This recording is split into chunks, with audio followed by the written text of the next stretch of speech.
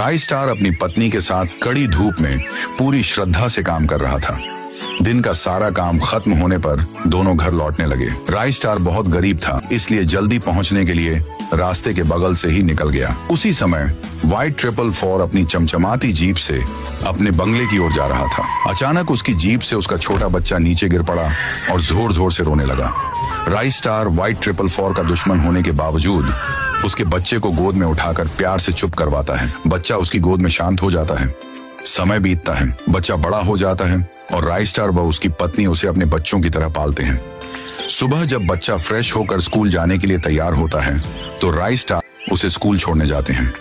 जाते वक्त राय स्टार बेटे से कहता है, टिफिन पूरा खा लेना। बच्चा मुस्कुराकर जवाब देता है, ठीक है बाबा, मैं पूरा खा लूंगा। क्लासरूम में बच्चा बैठ जाता है और राय स्टार फिर खेत में काम करने लौट जाता है। कुछ घंटे बाद जब स्कूल छूटने का समय होता है तो राय स्टार बच्चे को लेने आता है। चलो बेटा, घर चलो, तुम्हें खेत की सैर करवाता हूँ।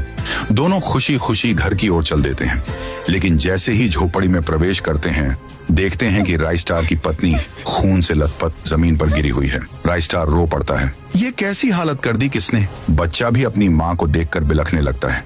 पीछे से आवाज आती है, राय स्टार।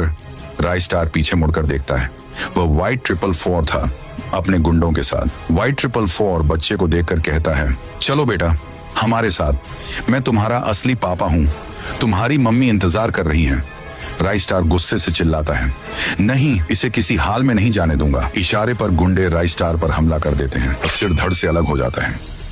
व्हाइट 444 बेरहमी से उसे घायल छोड़कर बच्चे को जबरदस्ती अपनी जीप में बैठा लेता है और चला जाता है। व्हाइट 444 बच्चों को लेकर अपनी पत्नी के पास आता है। वह औरत जो माँ थी दोनों के सामने खड़ी होकर आंसू भरी आंखों से कहती है, अरे मेरा बच्चा कितना बड़ा हो गया है, चलो बेटा खाना खा लो। लेकिन बच्चा गुस्से से पीछे हट जाता है और कहता है, नहीं, तुम मेरी मम्मी नहीं हो।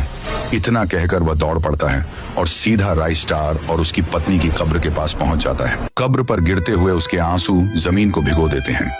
कांपती आवाज में वह कहता है, तुम दोनों ही मेरे असली माँ बाप हो। पापा उठ जाओ ना, मम्मी प्लीज उठो ना, मुझे अकेला मत छोड़ो।